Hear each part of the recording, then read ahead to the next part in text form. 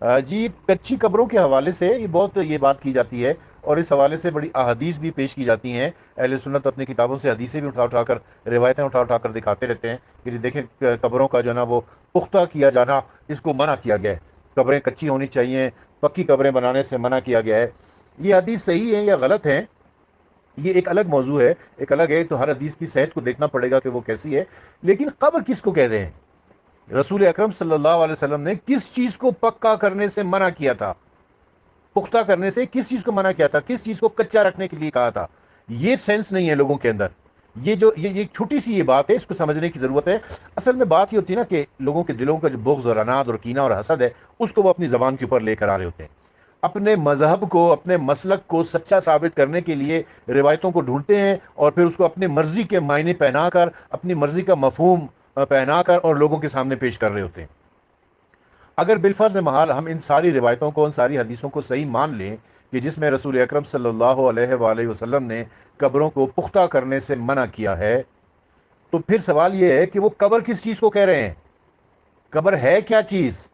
لحد، دیکھیں عربی زبان میں جو لفظ استعمال ہوا ہے نا روایت کے اندر، وہ لحد ہے۔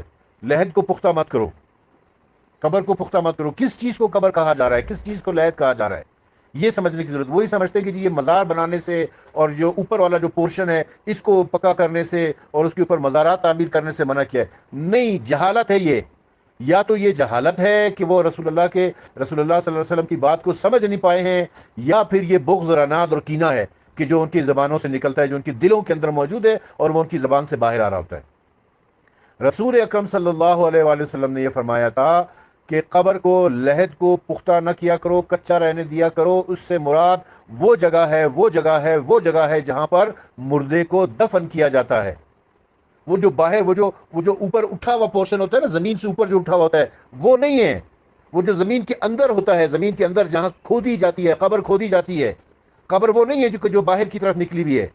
عرف عام میں بھی ہم یہ کہتے ہیں نا کہ یار وہ فلانا شخص مر گیا ہے، اس کی قبر کھودنی ہے۔ تو قبر کھودنے کے لیے کیا کرتے ہیں؟ گینتی بیچا لے کر آتے ہیں، زمین کو کھودنا شروع کرتے ہیں، زمین کو کھود کھود کے نیچے جاتے ہیں، کئی فٹ تک نیچے جاتے ہیں۔ اس جگہ کو قبر کہتے ہیں، وہ جگہ قبر ہے۔ وہاں کو پختہ کرنے سے رسول اکرم نے منع کیا ہے۔ اسے کون پختہ کرتا ہے بھائی؟ کوئی وہاں پہ سنگ مرمر لگا رہا ہے، ٹائلز لگا رہا ہے، یا اس کو سیمنٹ لگا کے پختہ کر رہا ہوتا ہے کیا؟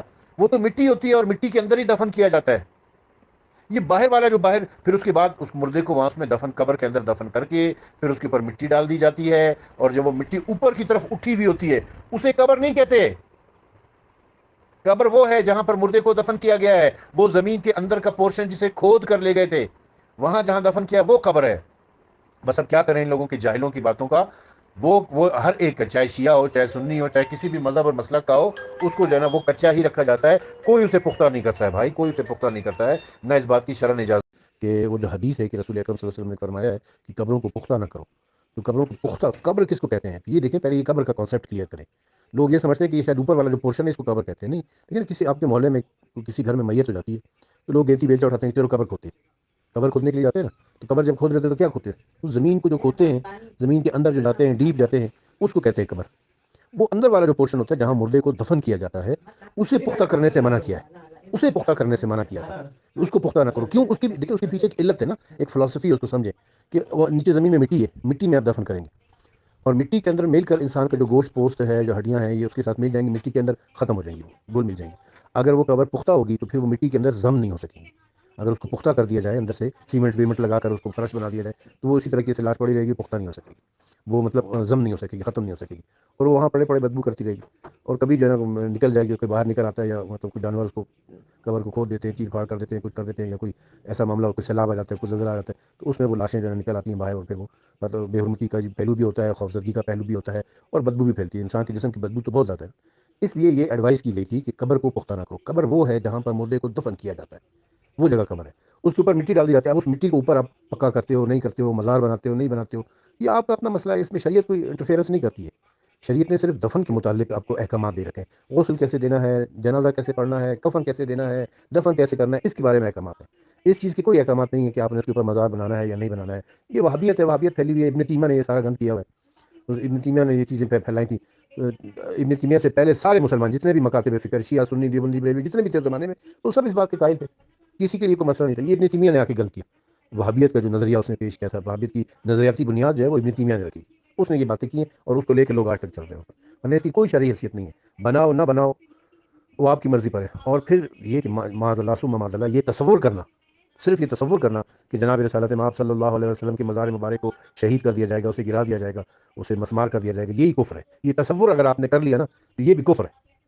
یہ دین ہے ہی محمد مصطفیٰ صلی اللہ علیہ وسلم کا نام، ابھی آپ انہی کے مزار کو گرانے کے لیے بیٹھ جاتے۔ یہ وہابیت نے تو یہ کوشش کی، لیکن خدا کا شکر ہے کہ پوری دنیا کے مسلمانوں نے اس کے اوپر شدید احتجاج کیا تھا، جس کے بعد وہ لوگ اس سے باز آ گئے، ورنہ انہوں نے جنت البقیع میں سیدہ فاطمہ زہرا سلام اللہ علیہا کے مزار کو شہید کر دیا تھا، 4 ائمہ طاہرین وہاں پر تھے، ان کے مزار کو شہید کر دیا تھا۔